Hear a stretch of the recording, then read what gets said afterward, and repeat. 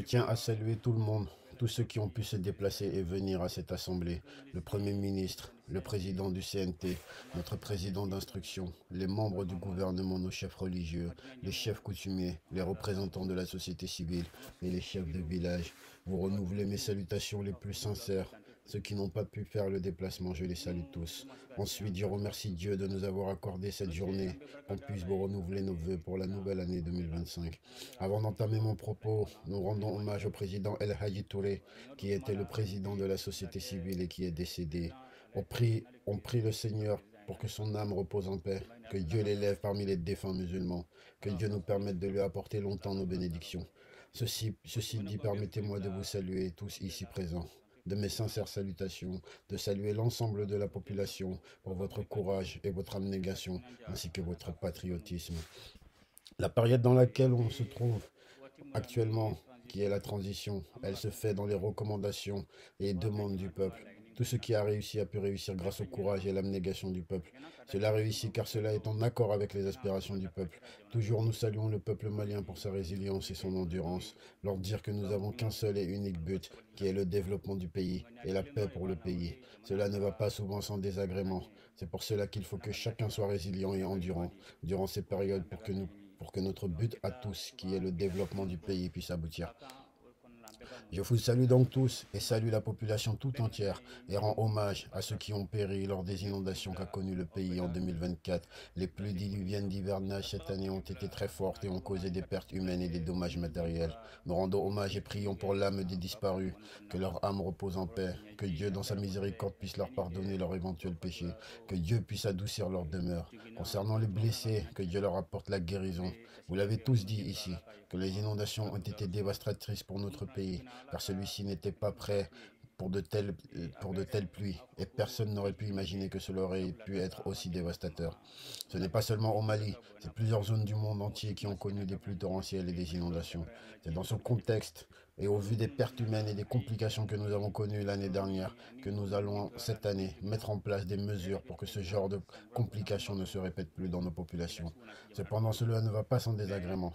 Donc c'est dans ce contexte, nous allons demander à nos chefs religieux, chefs de village, chefs coutumiers et représentants de la société civile d'aller dire que les mesures qui seront prises pour que les complications que nous avons connues l'an passé ne se répètent pas encore cette année ne peuvent se faire sans que les personnes qui ont construit des maisons dans les canaux, les cours d'eau et passages d'eau, sans que ces derniers soient démolis. Tous ceux qui ont recouvert les passages d'eau pour y mettre des constructions, car comme on le dit, l'eau ne laisse pas son passage. Ces maisons devront être détruites, cela pour éviter que l'eau puisse passer et éviter les blocages des cours d'eau qui entraînent des inondations et prennent la vie des populations. C'est pour cela que nous avons besoin de vous pour nous aider à faire cette sensibilisation. Cela ne peut se faire sans cela, car si tu aspires au bonheur, cela passe forcément par des efforts. Les efforts pour résoudre ce problème et que les personnes qui construisent des habitations dans les points de passage et cours d'eau, ces habitations doivent être détruites. Mais avant cela, le gouvernement doit mettre en place des mesures pour sensibiliser les populations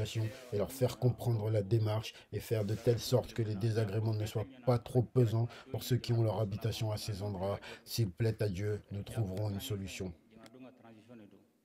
J'ai bien écouté vos discours et tout ce que vous avez pu dire concernant les difficultés et pour cela nous vous remercions sincèrement.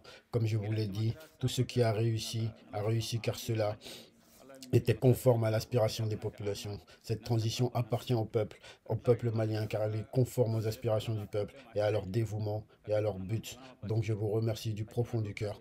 Nombreuses complications ont eu lieu durant l'année 2024. S'il plaît à Dieu, nous allons prier Dieu, le Dieu qui est le Seigneur, que ces difficultés et complications ne se reproduisent plus sur notre peuple pour cette nouvelle année.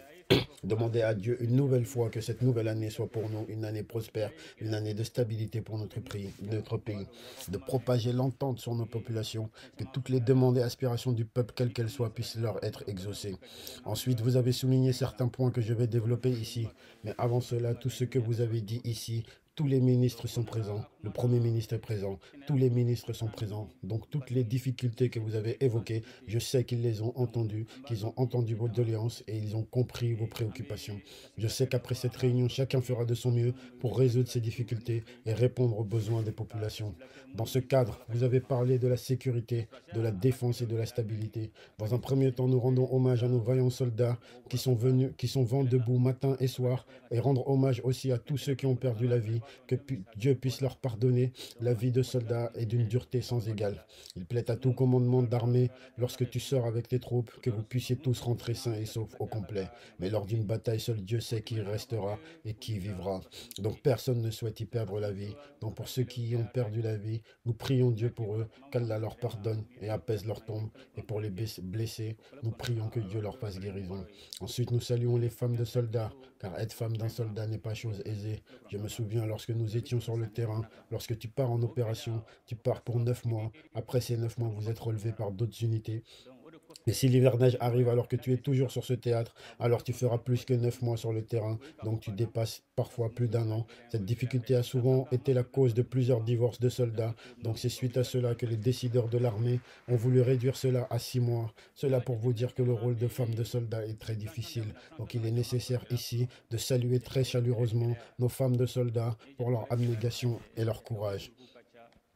Si vous remarquez bien, le pays, depuis le début de la transition est venue trouver le pays en grande difficulté, difficulté du terrorisme. Si vous regardez les groupes terroristes, ils sont nombreux et dans cette difficulté pour accomplir leur sale besogne, ils ont monté les populations les uns contre les autres, nos cultivateurs contre nos éleveurs, nos bozos les pêcheurs, ils les ont montés les uns contre les autres. C'est dans ce contexte qu'ils ont monté tout le monde les uns contre les autres pour rendre la tâche encore plus difficile.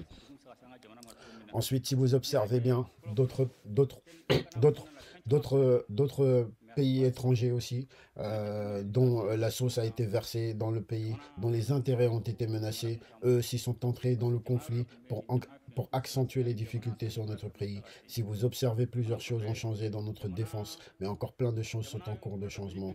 Lorsque la transition a commencé, on peut dire que nous n'avions pas de pays en réalité, car certaines localités de notre pays n'étaient pas accessibles à notre armée. Nous ne pouvions tout simplement pas nous y rendre, et les administrations non plus n'y fonctionnaient plus. De plus, certaines localités comme Kidal par exemple, nos soldats y étaient présents, notre gouverneur aussi, mais avec tout cela, le pays devait payer une somme de 50 millions tous les 3 mois aux groupes armés pour la protection du gouverneur, car il ne voulait pas que nos propres soldats sécurisent notre gouverneur.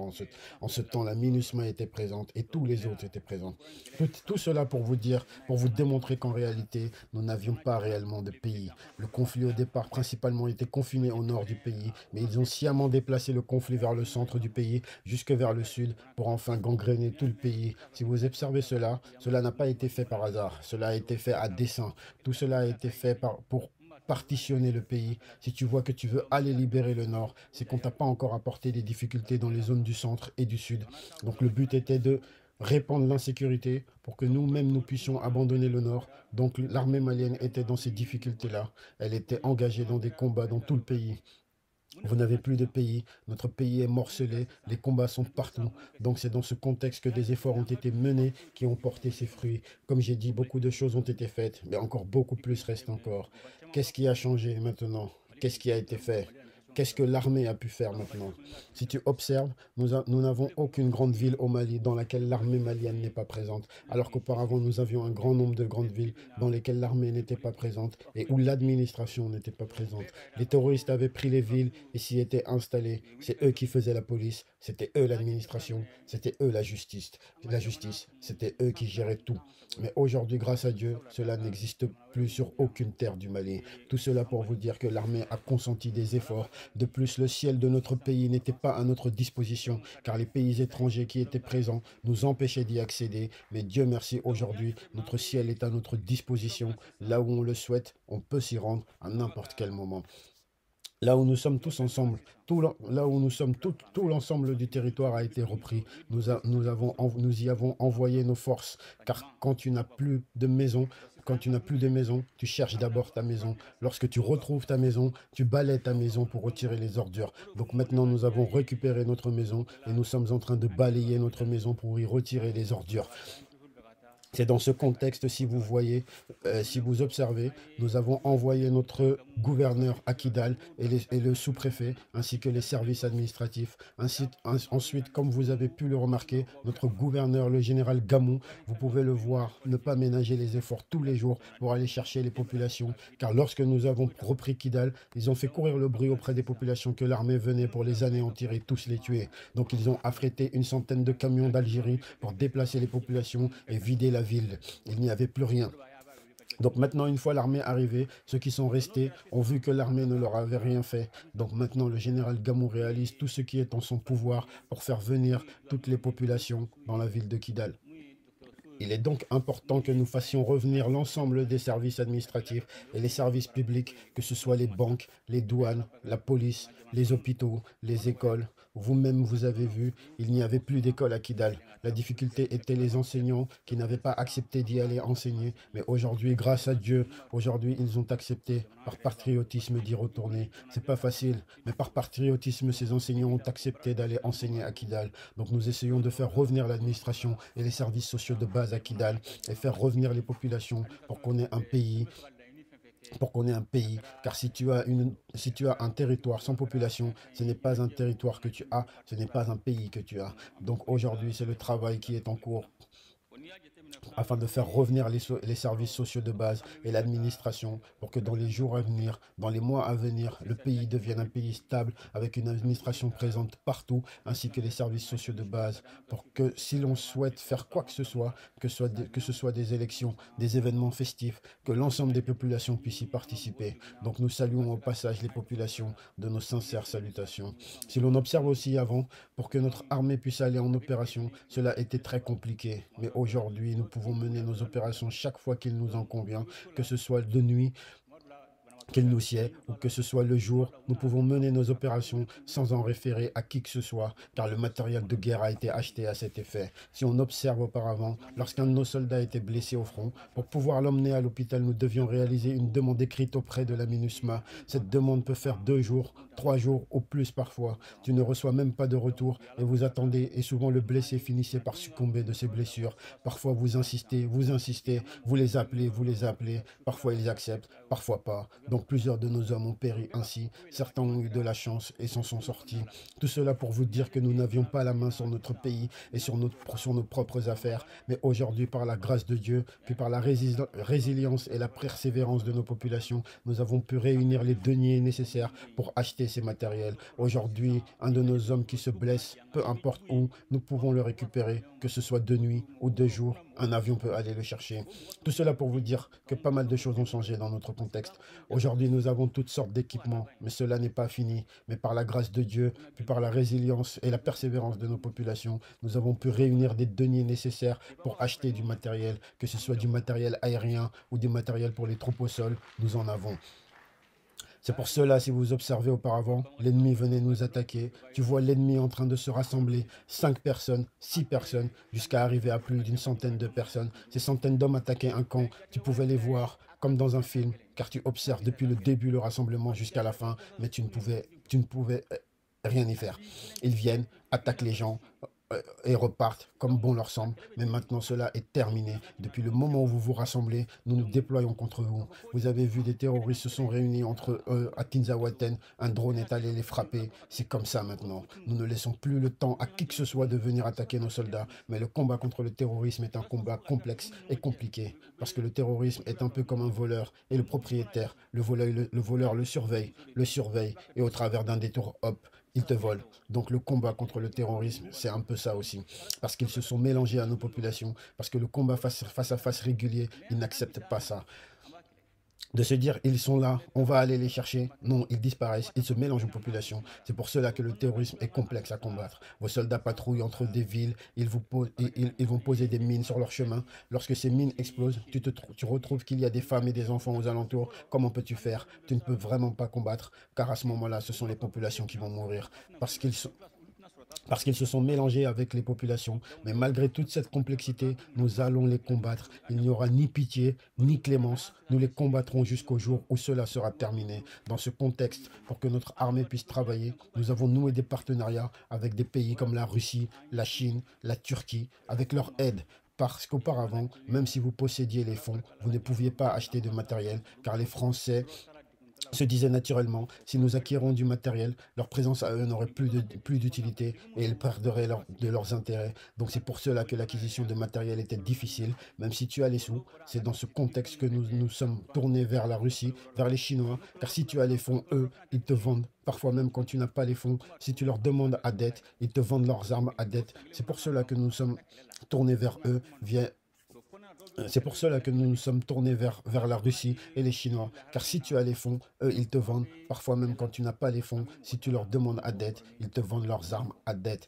C'est pour cela que nous sommes tournés vers eux via des partenariats sincères et par la grâce de Dieu, puis par la résilience de la population, nous avons pu acquérir du matériel auprès d'eux sans contrainte ni difficulté. Auparavant, tout ceci était compliqué. Tout ceci se faisait dans la difficulté, car la difficulté est que tu recrutes un soldat, vous prenez son dossier administratif pour le démêler, cela peut prendre 4 à 5 mois. Ensuite vient la visite médicale. Vous vous retrouvez aux alentours de 6 mois. Une fois ce temps passé, il doit faire 6 mois de formation pour qu'il puisse devenir un soldat. C'est donc au bout d'un an, lorsque cette année aussi est terminée, il faut l'envoyer au front. Donc tout cela n'est pas facile. Entre-temps, la guerre continue. Notre pays est dans un contexte où nous sommes en guerre. Nous devons aussi en même temps recruter et former du personnel. Cela n'est pas facile, mais comme le dit l'adage, lorsqu'un serpent sort, le bâton que tu as entre tes mains, c'est avec celui-ci que tu le frappes. C'est pour cela qu'aujourd'hui, nous ne ménageons pas les efforts pour que cette situation puisse enfin être terminée. Donc jusqu'à présent, nous saluons nos soldats pour cela.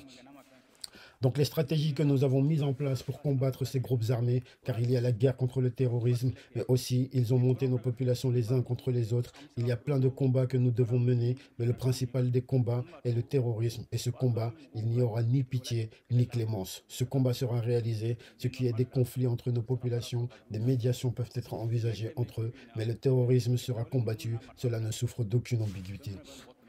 Donc, pour apporter de la stabilité, les stratégies mises en place sont que le terrorisme, nos soldats les combattront jusqu'au bout. Ensuite vient le développement du pays. Parce que si tu combats le terrorisme sous toutes ses formes, si vous ne développez pas le pays, vous n'avez pas fini. Parce que même les terroristes, lorsque vous les capturez, vous les emprisonnez, lorsque tu les relâches, s'il n'y a pas de développement, lorsqu'il ressort, que peut-il faire d'autre? S'il n'a pas à manger, s'il n'a pas de travail, il va retourner à ce qu'il sait faire, donc le terrorisme.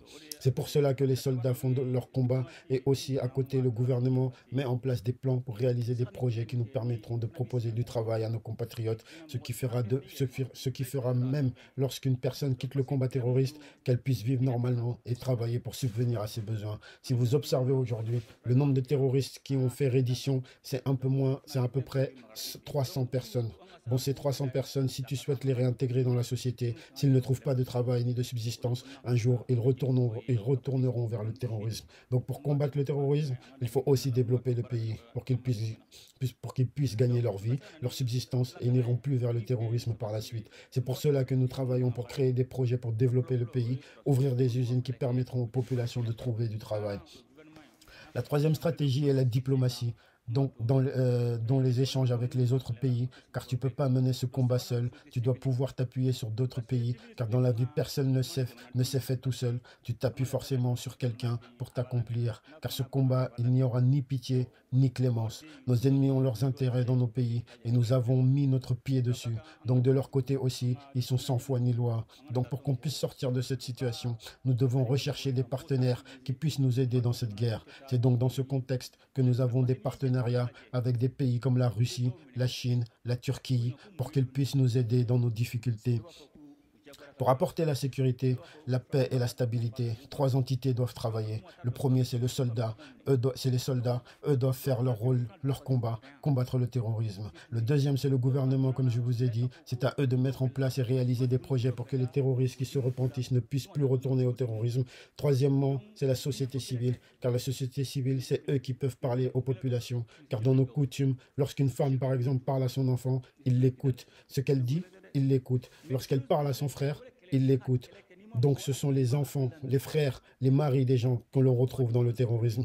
Donc il est important que nos chefs de village, nos chefs religieux, nos gardiens des traditions puissent sensibiliser les populations pour qu'elles ne se retrouvent pas dans le terrorisme. Car quand tu observes le terrorisme, parfois, quand tu en captures certains, et que tu leur demandes pourquoi as-tu pris les armes, certains te diront qu'ils y ont été contraints, certains qu'ils ont menacé de tuer leur mère ou leur père s'ils ne les rejoignent pas, certains vous diront qu'ils ont été menacés de leur prendre tout leur bétail s'ils ne les rejoignaient pas, certains aussi s'y retrouvent à cause de la pauvreté, ils n'ont pas les moyens, d'autres y entrent car ils ont des conflits, leur village et un autre village voisin est entré en conflit, donc ils entrent dans le terrorisme pour se venger. Donc ce n'est pas une histoire de religion. Si c'était la religion, combien de mosquées y a-t-il à Gao? Combien y a-t-il de mosquées à Tombouctou? Combien à Kidal? Ce n'est pas de la religion, mais le terrorisme, tu ne peux pas combattre les gens si tu n'as pas une idéologie pour endoctriner les personnes avec. Sans idéologie, il n'y a pas de terrorisme. C'est cette idéologie qu'ils mélangent avec la religion pour embrouiller les gens. Sinon, la majorité ne prie même pas en réalité. Chacun a ses objectifs. Certains prient, mais beaucoup ne prient pas.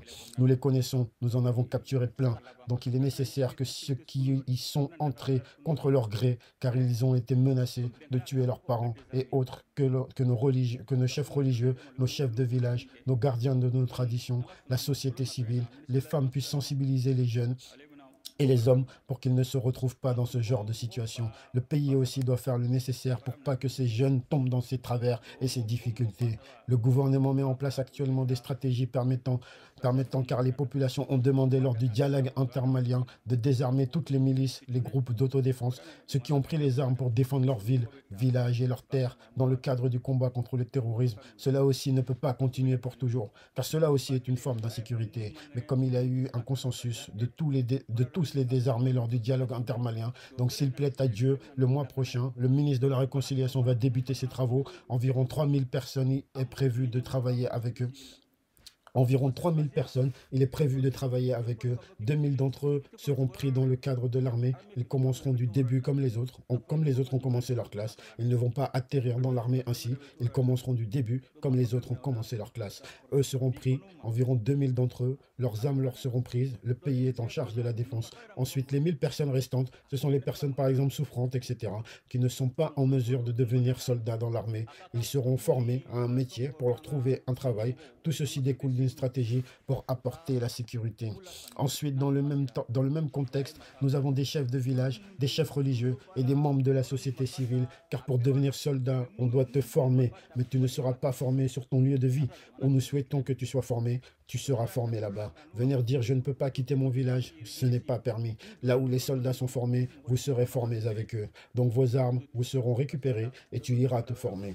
Si tu refuses cela, cela vient avec ses conséquences. Lorsque tout ceci sera terminé, celui qui est pris avec une arme, il n'y aura ni pitié ni clémence. C'est donc dans ce contexte qu'il est important que nos chefs religieux, nos chefs de village, nos gardiens de nos traditions, la société civile, de sensibiliser à cela, que lorsque leur période sera venue, de déposer les armes. Dans les groupes d'autodéfense, on retrouve les dozos, les chasseurs. Il y en a qui ont pris les armes pour se défendre. Il y a de tout cela. Ceux qui ont pris les armes pour venir d'ailleurs et nous faire la guerre, eux seront combattus. Ceux qui ont pris les armes pour se défendre et qu'on appelle les milices, les groupes d'autodéfense, leurs emplacements sont connus. C'est donc ceux dont les armes seront récupérées. Certains iront se former à l'armée et d'autres seront orientés vers d'autres métiers. D'autres peuvent être aidés pour faire d'autres choses comme du commerce et autres. Lorsque cette période arrivera, nous aurons besoin de nos chefs religieux, de nos chefs de village, nos gardiens des traditions. Maintenant, le pays est à un niveau où nous nous préparons à toutes sortes de guerres, car le trou dans lequel le pays est en train de sortir, nous mettrons tous les moyens en place pour que cela ne se reproduise plus jamais. Les humiliations que nous avons subies, nous prions Dieu que cela ne se reproduise plus jamais. Donc cela ne peut se faire. Il faut que nous nous préparions. Il faut que nous préparons le pays pour la guerre. Comme dit le proverbe, tu creuses le puits d'un jour pour anticiper la soif d'un autre jour. C'est dans ce contexte que nous avons mis en place une réserve stratégique. Les personnes qui ont été recrutées dans la fonction publique doivent faire une formation militaire de 6 mois. Eux doivent garder à l'esprit à tout instant qu'ils sont des combattants. Nous prions Dieu que la situation ne s'envenime pas un jour. Car si la situation dégénère et que l'on a besoin d'hommes, ils seront appelés et viendront combattre. Que tu sois un homme ou une femme, tu seras appelé. Mais tu seras mis dans ce que tu peux faire, le travail que tu sais faire. Tout cela pour préparer les populations au combat. Ceux qui souhaitent venir au combat, car ils souhaitent aider le pays dans sa guerre, s'enrôlent dans l'armée. Eux ont leur place, mais cette réserve stratégique aussi est en cours. C'est pour cela qu'il faut qu'on garde tous à l'esprit que Dieu nous en préserve. Mais si une guerre s'impose, le pays est prêt pour la guerre. Donc les fonctionnaires qui ont fait les 6 mois de la formation dans le cadre de la SNJ, il ne faut pas qu'ils s'oublient. Ils doivent continuer le sport, la course et faire des pompes pour s'entretenir. Car c'est comme ça, on se prépare. Vous voyez le monde actuellement, la tournure que prend le monde. Donc il est important que l'on se prépare. Donc dans la nouvelle année, nous allons continuer à recruter des soldats, de les préparer, les former et acheter du matériel. Du matériel a déjà été commandé. S'il plaît à Dieu, ils vont arriver incessamment sous peu. Nous allons acheter du matériel. Nous allons nous préparer. Nous allons nous préparer. Le meurtrissure, l'humiliation que le pays a subi, s'il plaît à Dieu, cela ne se reproduira plus jamais dans le pays. Nous allons nous en assurer. C'est pour cela, nous allons nous préparer. Nous allons nous préparer jusqu'à dire que nous sommes prêts. Parce que venir attaquer le Mali après cela, s'il plaît à Dieu, cela ne sera plus jamais possible. S'il plaît à Dieu, cela ne sera plus jamais possible. Dans vos discours, vous avez parlé de réconciliation, de paix et de dialogue. Je vous salue, car si vous voyez aujourd'hui que la transition a pu arriver jusqu'à ce stade, c'est dû à la résilience et à l'abnégation des populations.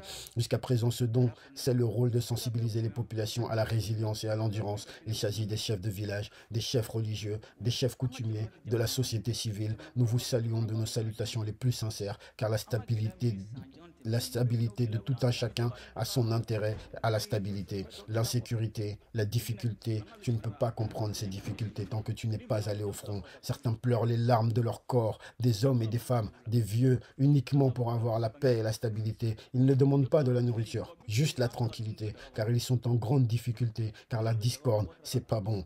Soulever la discorde et les troubles dans les pays, personne n'a un intérêt à cela. Tu sais quand est-ce que tu crées du trouble, mais jamais quand est-ce que cela va se terminer. Toi, tu démarres la discorde et les troubles, tu vas y mourir, tu ne sais pas. Ta femme va y mourir, tu ne sais pas. Tes enfants, tu ne sais pas. Dieu seul sait. C'est pour cela que les gens compatissent. Nous devons nous entendre. La guerre dans laquelle nous sommes aujourd'hui ne peut se finir tant que les populations ne se réconcilient pas.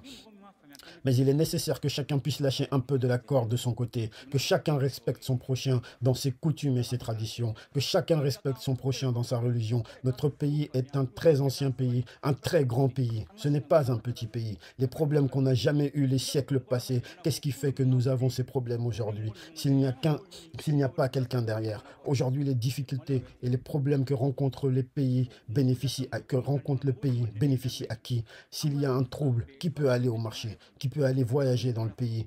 Qui peut se dire je vais retirer de l'argent à la banque? Qui peut dire qu'il va manger? Le jour où Gao est tombé, nous sommes partis en laissant le repas dans la marmite. La nourriture était dans la marmite. Les gens sont partis et l'ont laissé. Le jour où Gao est tombé, tu ne vois pas la nourriture. À ce moment-là, tu vois ta propre survie.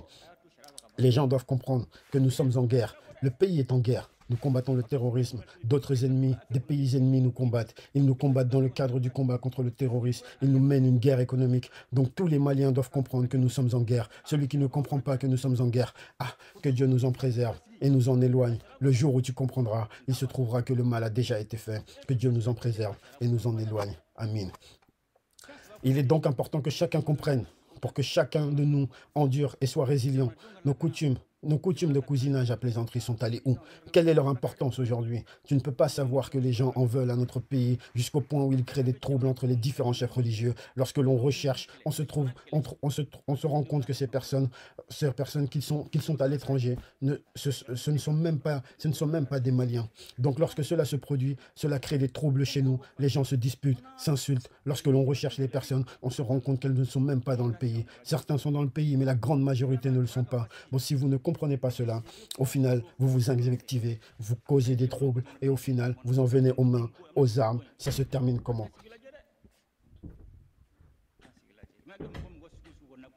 Pour finir, vous vous rendez compte que les personnes qui vous ont monté les uns contre les autres ne sont même pas dans le pays. Vous faites quoi à ce moment? C'est déjà terminé. Donc soyez patient. Si quelqu'un dit des paroles qui tombent sur le coup de la loi, laissez la justice faire son travail. L'entente, la cohésion ne peut se faire sans la justice. C'est pour cela que nous avons la loi anti-cybercriminalité. Que chacun reste dans son droit et respecte les autres. Que chacun reste dans son droit et travaille. Si tu sors de ton droit et apportes du trouble aux autres, la justice fera son travail.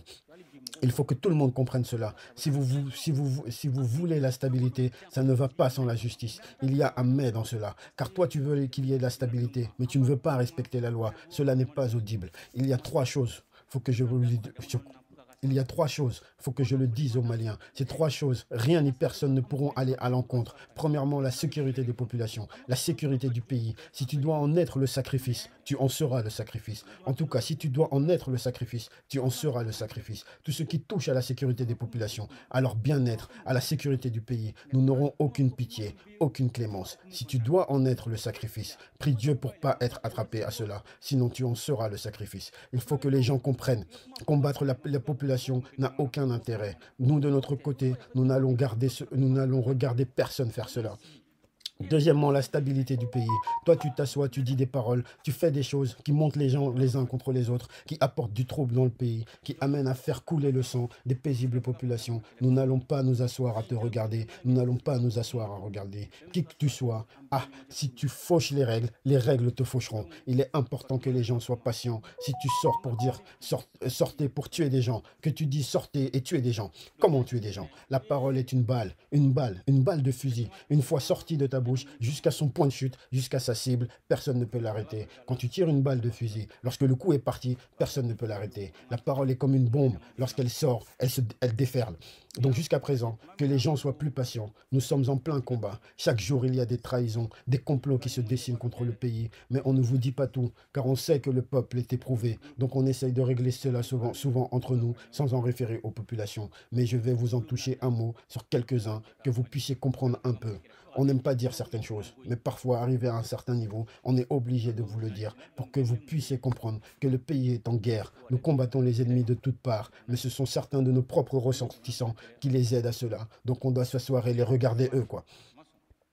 On n'a pas dit qu'il ne faut pas parler. On ne dit pas que tu ne dois rien dire. Mais ne prononce pas des mots qui peuvent être sortis de leur contexte. Si tu t'es trompé ou que des personnes ont modifié tes propos ou sortis de leur contexte, sors et excuse-toi auprès des gens. Cela aussi se fait. Tu prononces une parole, il la remodèle, la sort de son contexte pour monter les uns contre les autres. Si ce n'était pas ton intention, sors et excuse-toi. Et explique que cela n'était pas ton but recherché. Mais si tu t'assois, toi tu as parlé et des troubles sont faits avec tes paroles, tu seras tenu responsable. Le pôle anticriminalité fera son travail. Donc il est important que chaque Malien comprenne que nous sommes en plein dans une guerre. Nous avons mis en place le dialogue intermalien de telle sorte que la paix, la réconciliation et le dialogue puissent revenir entre nous tous, de laisser que les Maliens eux-mêmes s'expriment pour que jusqu'ici la paix, la stabilité puisse revenir.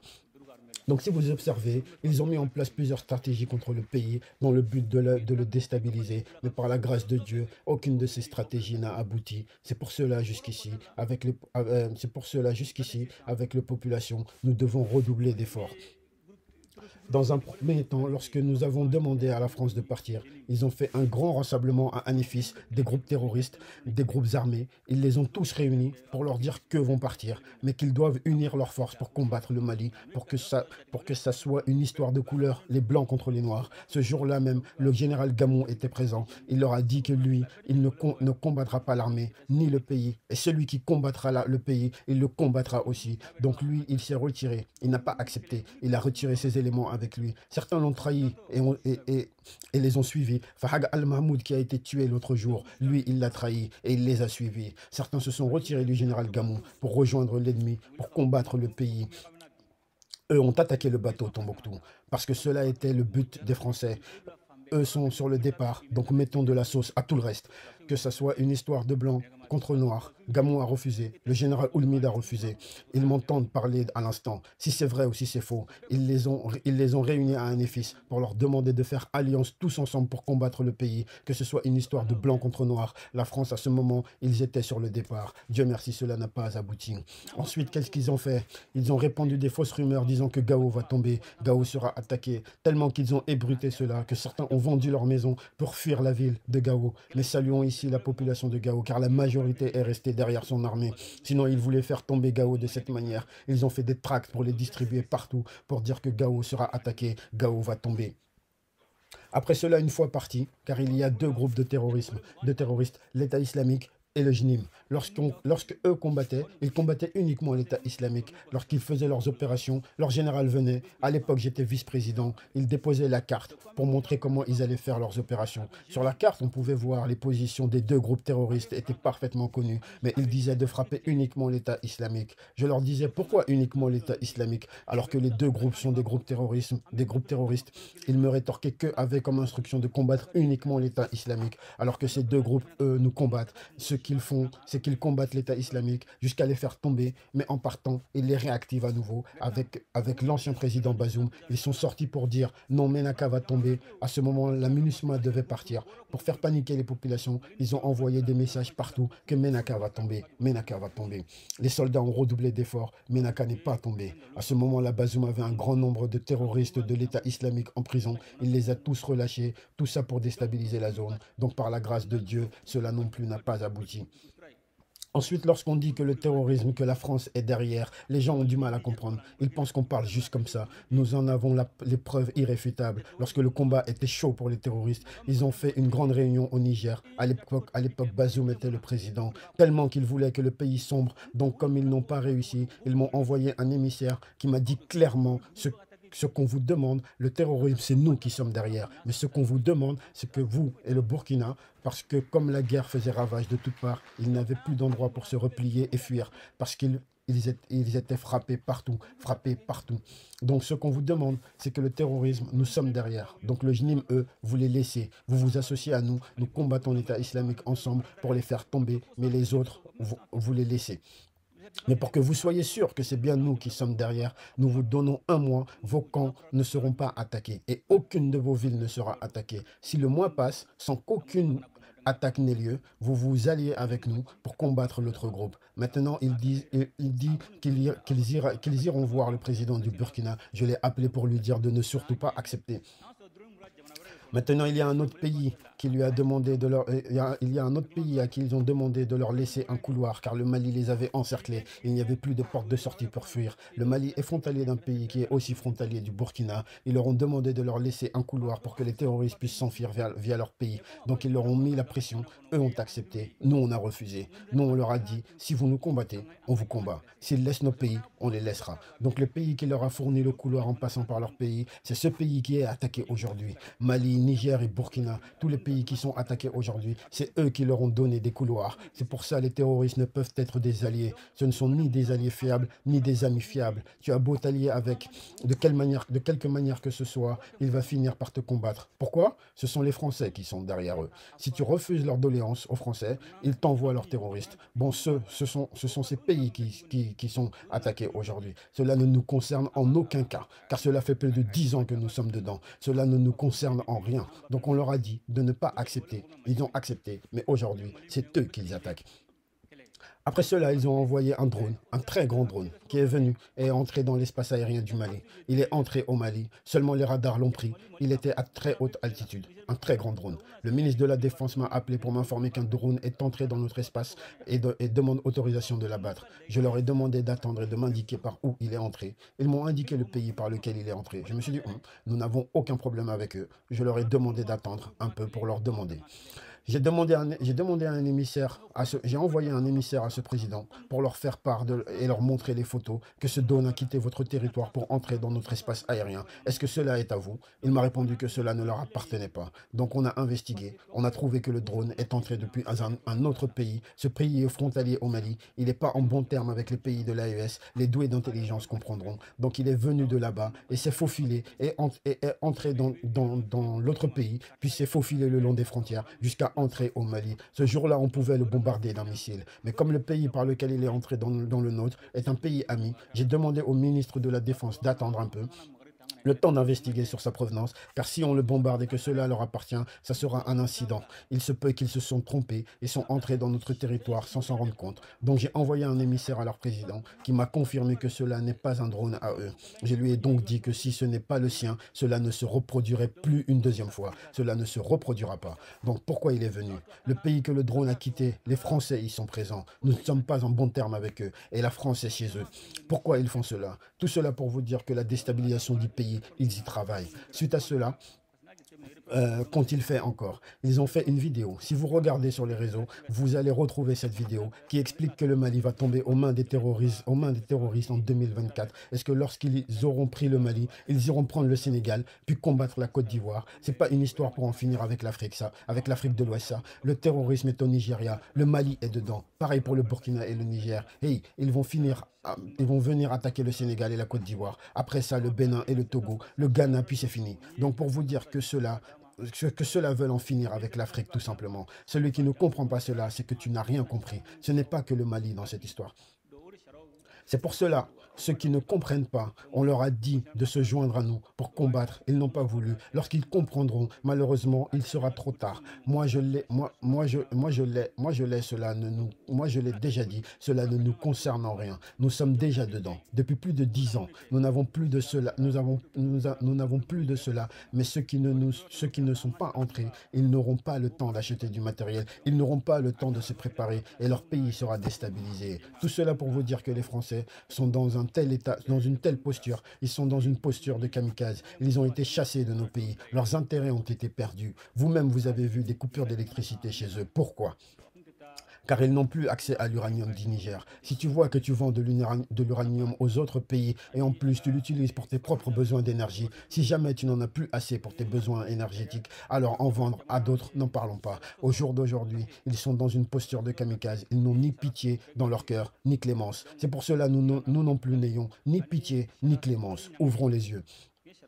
Parce qu'ils ne s'arrêteront pas. Les Français n'arrêteront pas. Ce sont des satans, ils n'arrêteront pas. Le bien-être de leur population, leur opulence, leur intérêt, leur gagne-pain, c'est ce qui leur a été retiré. Donc ils sont tels des kamikazes. Ils en ont absolument rien à faire. C'est pour cela qu'il est nécessaire que l'on sache que l'on doit s'entendre entre nous. Car si on ne s'entend pas, aucun de ces combats ne peut être mené.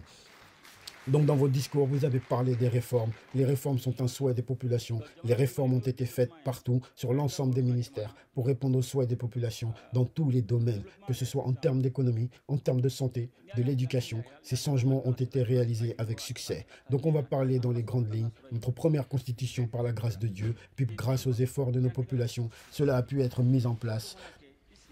Comment cela a été mis en place? D'autres lois doivent entrer en vigueur, par exemple. Tu trouveras la justice à part, le ministère des Finances à part, la santé à part. Donc, c'est des lois qui viennent consolider ces textes. Donc, ce sont ces lois que le CNT a déjà adoptées. Donc la Cour constitutionnelle fera le reste du travail, ce qui montre que dans les jours à venir, les travaux concernant la Constitution seront totalement terminés. Par exemple, pour nos chefs de village, il y a un chapitre de la Constitution qui les concerne. Mais comment seront-ils organisés? Comment devront-ils s'y prendre? Qui sera parmi eux? Qu'est-ce qu'ils vont faire? Donc ce sont ces lois qui doivent être rédigées et mises en place pour se conformer à la Constitution. Lorsque tout ceci sera fait, ce sera donc la fin des travaux de la Constitution. Nous avons aussi les réformes concernant la loi électorale qui indique donc comment les élections doivent se dérouler, ainsi que la révision du code minier. Les Maliens ont demandé à ce que l'or du Mali soit pour les Maliens et d'investiguer car le pays a été spolié depuis des années. Pour cela, nous avons été obligés de changer le contenu du code minier pour répondre aux aspirations du peuple, ainsi que la réalisation du code pénal et du code de procédure pénale qui contient les textes juridiques dans le champ du droit pénal ou criminel. C'est à l'intérieur de celui-ci que l'homosexualité a été criminalisée, car tout ceci est mauvais pour notre pays. Les gens font leurs choses dans leur pays et viennent ensuite frapper notre pays avec cela, ne relève pas de nos... et viennent frapper nos pays avec cela, viennent frapper nos pays avec. Cela ne relève pas de nos us et coutumes. L'homme est un homme, une femme est une femme. Dans le cadre du développement du pays, vous avez aussi pas mal parlé de ça.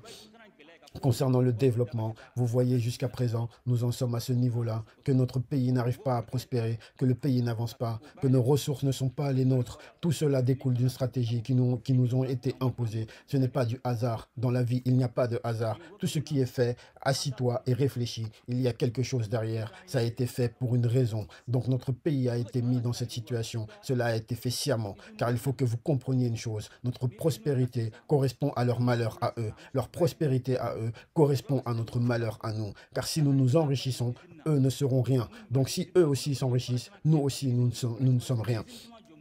Mais au stade où nous sommes, chacun doit tenir sa position, advienne ce qui pourra. Mais le canari qu'ils ont posé, nous devons le prendre et le briser et le remplacer par un autre canari. Si vous observez, ils ont fait de nos pays des pays de consommateurs qui consomment seulement et qui ne produisent rien. Par exemple, prenons le riz que nous avons ici, que le mil, le blé, le maïs, Avons-nous des usines pour les transformer? Nous n'en avons pas. Nous les consommons seulement. Le coton qu'on cultive, pouvons-nous le transformer? Nous le vendons seulement. Et pléthore d'autres exemples existent dans ce cas.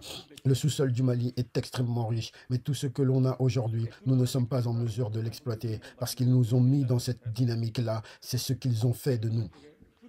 Prenons le coton par exemple. Lorsque l'on cultive le coton, on le prend et on le vend. Une fois vendu, c'est terminé. Une fois vendu parfois au point de vente, nous pouvons imposer nos prix. Mais souvent, ils nous disent juste, le coton n'est plus en valeur en ce moment, donc nous vous le prenons à tel prix. Nous n'atteignons donc pas nos objectifs. Ils prennent ce coton qu'on leur a vendu, ils en tirent la laine, le transforment en vêtements, qu'ils reviennent nous revendre cher. Pourquoi ils nous font ça? Car on ne sait pas. Nous n'avons pas les moyens et nous ne savons pas.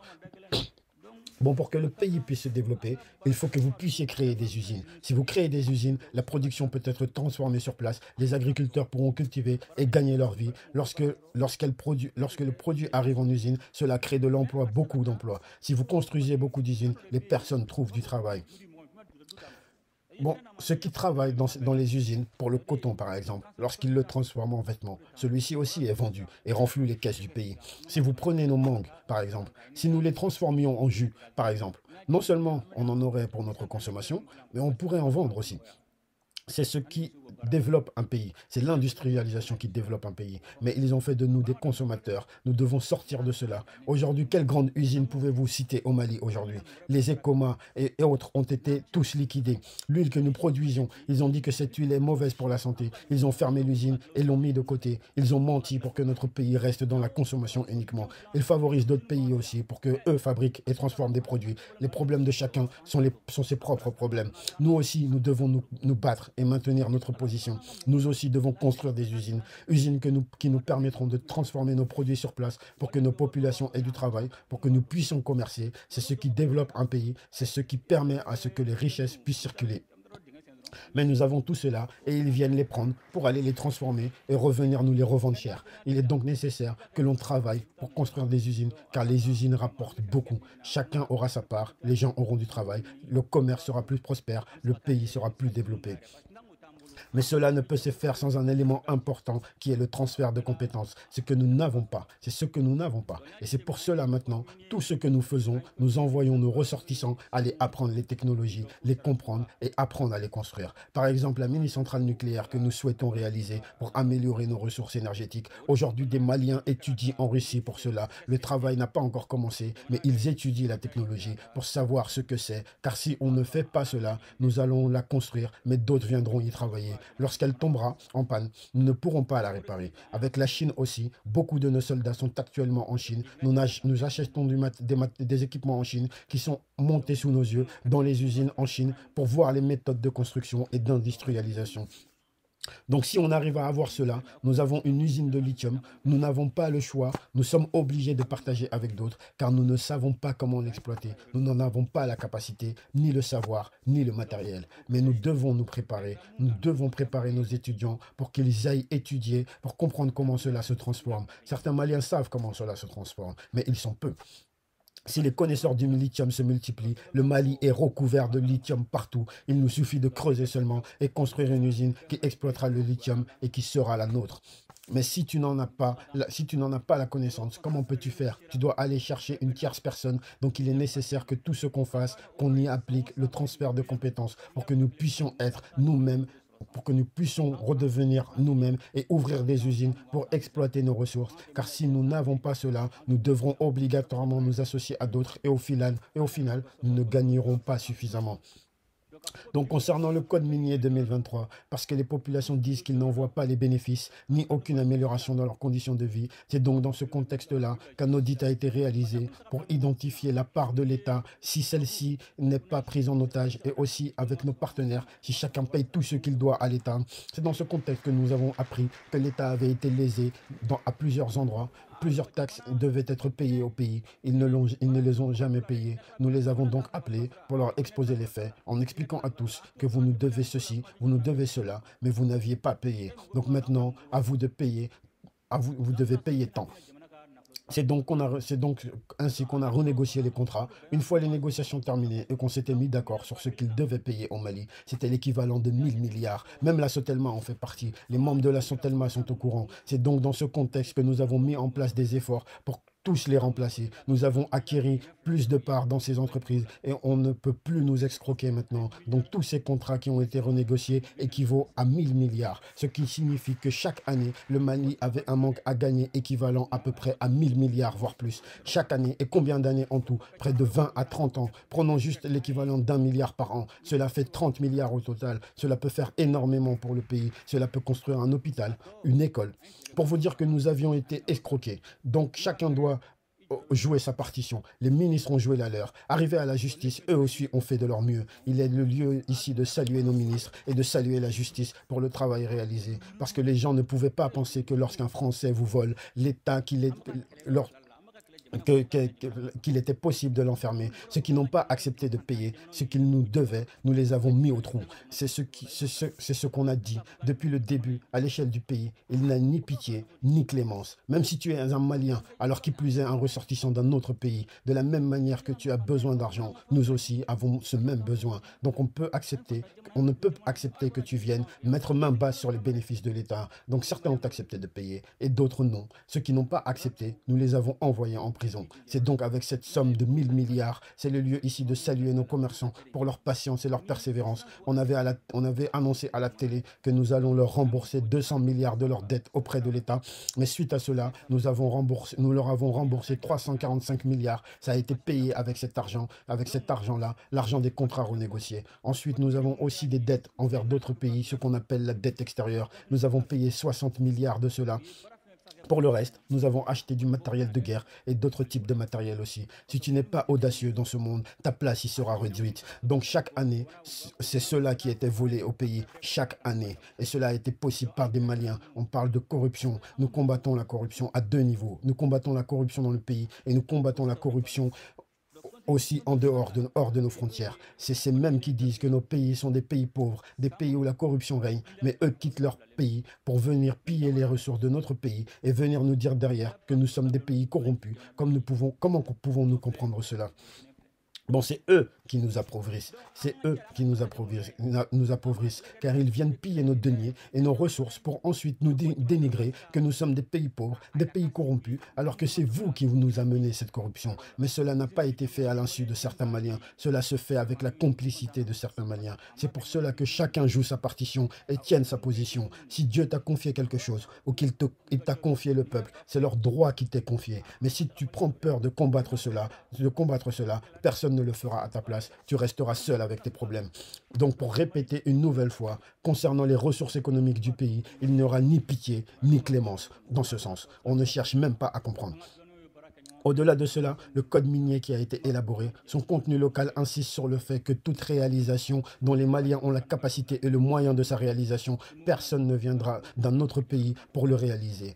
Parce qu'auparavant, même le matériel qui pouvait être disponible au Mali, les entreprises préféraient importer cela de l'extérieur et même le carburant. Donc nous, nos concitoyens ressortent sans rien.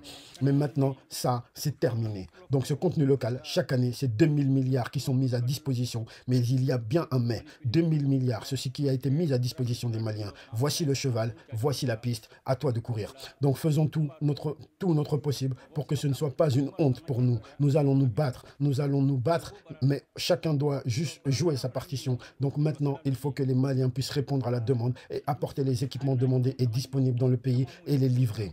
Concernant l'usine de lithium, j'y ai vu un grand nombre de jeunes Maliens. J'ai été très content car la majorité étaient des jeunes Maliens. Les opérateurs économiques étaient tous des jeunes Maliens, ce qui veut dire que la jeunesse joue sa partition. Bon, ces 2000 milliards là, il ne faut pas qu'ils s'évaporent à la vue des Maliens, parce que si vous échouez à cela, ce sera compliqué. Nous allons les laisser faire. Je sais que le nombre de commerçants au Mali est élevé, mais vous devez être combatif pour que ces 2000 milliards finissent dans la tirelire des Maliens. Au-delà de cela, pour que les ressources de l'État puissent être augmentées, nos douaniers ont travaillé ensemble avec les douanes du Niger et du Burkina pour qu'aux frontières, la libre circulation des personnes puisse s'y faire sans entrave, ainsi que les taxes pour que celles-ci, qui peuvent être retirées, le soient pour que cela bénéficie aux populations. Donc plusieurs stratégies sont en place pour que le pays puisse se développer correctement. Si vous observez les mesures qu'ils prennent pour déstabiliser l'AES, il y a quelques éléments dont la première est la manipulation des droits de l'homme en diffusant de fausses informations dans de faux rapports indiquant que nous avons massacré des civils, prendre des photos, prendre des images pour que d'autres puissent se retourner contre nous et même pour retourner nos propres populations contre nous. Le deuxième élément qu'ils utilisent est l'utilisation des réseaux sociaux pour propager des fausses nouvelles à notre sujet. Lorsque l'on engage des victoires, lorsqu'on engrange des victoires, ils les cachent et c'est ce qu'on ne fait pas qu'ils propagent via des mensonges pour dire que nous attaquons des civils.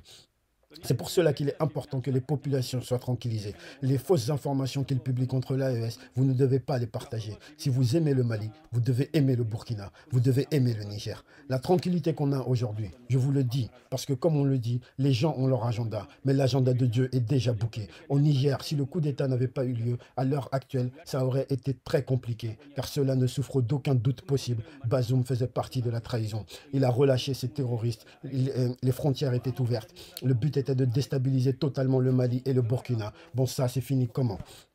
Donc, quand il a été démis de ses fonctions, ce qui nous a apporté une grande paix. Dieu est présent et il est bon. Pour vous dire qu'ils ne s'arrêteront pas, car ils disent que les Noirs oublient vite. Donc, faisons attention à nous-mêmes. Si vous voyez quelque chose de suspect, prévenez les autorités pour qu'on puisse investiguer dessus. Aujourd'hui, dans l'AES, nous sommes capables de faire beaucoup de choses que le G5 Sahel n'a pas pu faire, que ni Takuba ni la France n'a pu faire. La première des choses est qu'on peut faire voler nos avions aujourd'hui autant que l'on veut, quand on veut, sans que personne doive nous venir en aide. Nous faisons les formations ensemble. Au jour d'aujourd'hui, l'école de guerre du Mali forme toutes les armées de l'AES, car ils nous ont fermé les portes partout dans le monde. Mais comme nous avons une école de guerre au Mali, les autres viennent s'y former. La promotion de cette année est la promotion AES et notre école d'administration aussi. Il y a des membres de l'AES. Tout cela démontre que les choses commencent à fonctionner correctement. Ils ne peuvent pas tout fermer. S'ils nous ferment une porte, une autre s'ouvrira. Dans le cadre de l'armée, plusieurs opérations ont eu lieu, telles que l'opération Tripatrouille entre les trois pays. Maintenant, j'ai une chose à vous dire devant les chefs religieux et les chefs de village, ainsi que les gardiens des traditions. Concernant la sécurité de notre pays, c'est de parler aux populations, surtout les jeunes. Nous étions partis en mission une fois à Bourem, en passant par Assongo, puis Menaka. Des gens voulaient poser des mines sur notre chemin. Nous les avons attrapés, mais c'était des jeunes. Donc, on les a attrapés et mis dans nos véhicules. Arrivés au village suivant, une des femmes du village nous a indiqué que ce sont ses enfants. On lui a demandé, est-ce vos enfants? Elle nous a répondu oui. Nous lui avons donc demandé comment tes enfants peuvent-ils se retrouver là-bas et poser des mines. Elle nous a dit qu'elle ne va pas se cacher, que ses enfants ne sont pas des terroristes. Cependant, ceux qui leur demandent de poser ces mines les payent 300 000 francs par mine posée. Il n'y a même pas 3 semaines, une de nos missions de retour de Caille, ils ont posé des mines sur leur route. Nous avons eu des morts. Mais qui a posé ces mines? C'était encore des jeunes. C'est pour cela qu'il est important de parler avec nos jeunes. Les jeunes s'assoient sur les voies avec leur téléphone. Lorsque tu passes devant eux, tu ne fais pas attention. Mais eux, dès que tu passes seulement, ils appellent pour donner vos positions. Mais tous ne sont pas des terroristes. Certains sont juste payés pour cela. D'autres sont menacés. Donc les terroristes restent dans leur forêt. Mais leur sale besogne est accomplie par d'autres. Et ils atteignent leurs objectifs. Donc, au-delà de ça, l'imam Haïdara a parlé de la drogue. Il est nécessaire que chacun puisse participer. Les imams, les chefs de village, les chefs religieux, etc. Parce que les drogues aussi sont là pour nous affaiblir, pour affaiblir nos pays. Tout ceci n'est pas venu par hasard. Par exemple, 2000 personnes ont été recalées lors des recrutements pour devenir soldats à cause de la drogue. L'analyse de leur sang a fait apparaître des traces de drogue, près de 2000 personnes. La bataille que nous menons est une bataille pour la jeunesse. Donc, jusqu'ici, faisons attention à notre jeunesse et à nous-mêmes. Toutes ces drogues ne sont pas venus ici par hasard, quoi. C'est fait pour affaiblir nos pays. Les combattants qui sont les jeunes, si les jeunes sont affaiblis, c'est le pays qui est affaibli. C'est pour cela que nous avons instruit le ministre des Sports pour mettre fin à ce fléau. Tout le monde doit combattre ce fléau qu'est la drogue. Ce n'est pas seulement les dirigeants, aux frontières, les douanes, la police font leur maximum pour combattre cela, mais leurs modes d'entrée dans le pays sont nombreux. Tous les jours de la drogue est saisie, tous les jours de la drogue est brûlée. Malgré cela, ça continue à venir.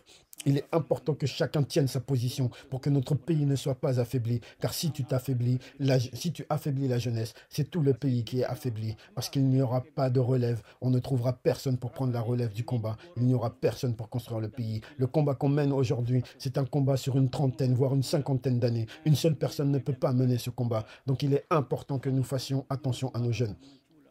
Ensuite, nous avons décrété cette année 2025, l'année de la culture, parce que tout ce que l'on fait aujourd'hui, un être humain qui ne sait pas d'où il vient, sans culture, tu ne peux rien être dans ce monde. La lutte contre la corruption dont on parle, si on pratique nos us et coutumes, cela disparaît automatiquement. Les troubles, les insultes, etc., si nous pratiquons nos coutumes, tout cela disparaît aussi.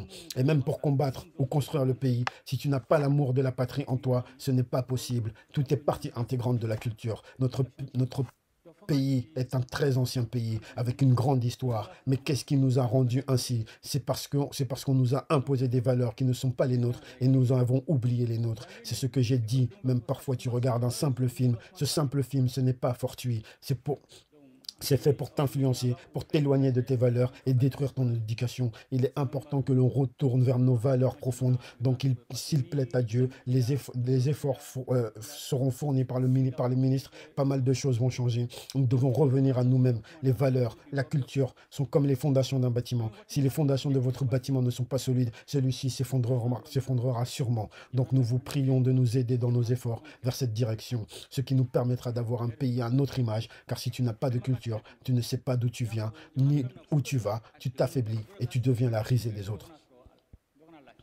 Pour clôturer mon propos jusqu'ici, je vous salue tous. La période dans laquelle nous nous trouvons est une période de guerre, guerre de sécurisation du pays, guerre économique du pays. C'est aussi une guerre. Tout le monde n'est pas prêt pour cette guerre. Là où se trouve le pays, il est important que certains se sacrifient pour que d'autres en bénéficient en paix. En cette période de guerre, laissons donc les combattants faire ce combat. De faire le combat de sécurisation du pays, le combat de stabilisation du pays, le combat de guerre économique du pays. Un beau jour, l'un d'entre vous peut devenir président ou devenir ministre ou même directeur. Si vous trouvez que tout est mélangé, comment vous allez vous en sortir? Si vous venez trouver que tout est en place, mis à votre disposition, vous n'allez pas devoir vous fatiguer comme vos prédécesseurs ont dû se fatiguer. Vous ne serez pas éprouvé comme vos prédécesseurs ont été éprouvés. Si tout rentre dans l'ordre, ça sera bénéfique pour tous. Tous. Personne ne passera sa vie au pouvoir. Personne ne passera sa vie en tant que président. Tôt ou tard, un beau jour, ton règne prendra fin. Si aujourd'hui, vous-même, vous faites tout pour tout emmêler et un beau jour, vous devenez vous-même président, comment vous ferez? Ce jour-là, vous vous direz, si seulement j'avais su, tous les combats que nous menons aujourd'hui, c'est pour les Maliens que nous le faisons. Demain, après-demain, vous tous, autant que vous êtes, vous pouvez vous retrouver à cette place. Mais si vous venez trouver que tout est stable, vous ne serez pas éprouvé. Tout ce qui se fait pour mettre le pays en marche est pour la population. C'est pas pour le président, ni pour le Premier ministre, ni pour qui que ce soit d'ailleurs. C'est fait pour le pays et pour les populations. C'est le plus important. Tout le reste, c'est autre chose. Si c'est bien fait, c'est uniquement pour les populations. C'est tout. Un tel l'a fait, un tel l'a fait, c'est une autre histoire. C'est pour le peuple uniquement, c'est le plus important. Donc laissez les combattants faire leur combat. Ceux qui ne peuvent pas combattre, aidez-nous avec vos prières. Le combat dont je parle aussi, il n'y aura ni pitié, ni clémence, parce que c'est le combat de notre survie. Il n'y a pas de pitié à cela. Nous les soldats, ceci est notre combat. Il ne connaît pas de pitié. Lorsque cela sera terminé, ceux qui viendront s'occuperont de continuer la construction du pays. Ils n'auront pas à se battre à gauche et à droite, mais cette période est la période de la guerre. Nous devons persévérer et mener ce combat. Ce sera bénéfique pour tous. Donc je vous salue des salutations les plus sincères. Vous salue pour vos efforts, votre persévérance, votre patriotisme. Que Dieu stabilise le pays, que Dieu apporte la cohésion aux populations. Je sors du discours sur cela. Merci.